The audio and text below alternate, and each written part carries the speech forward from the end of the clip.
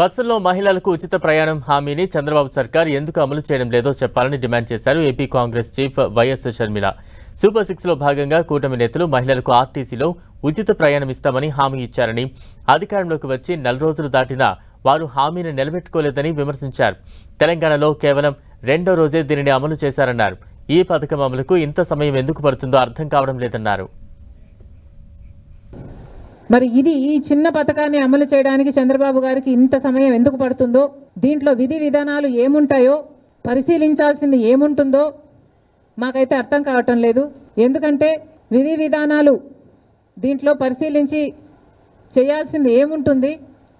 మహిళలు అన్నాక మహిళలందరికీ వర్తిస్తుంది, ఆడపిల్లలందరికీ వర్తిస్తుంది. మరి దీంట్లో విధులు విధానాలు ఏముంటాయి? బస్సులోకి ఎక్కుతారు, వాళ్ళకు ఫ్రీగా ప్రయాణం చేసే వెసులుబాటు కలిగించాలి. ఇది ఇంత సింపుల్ పథకం కాబట్టే రేవంత్ రెడ్డి గారు 2వ రోజే దీన్ని అమలు చేయగలిగారు.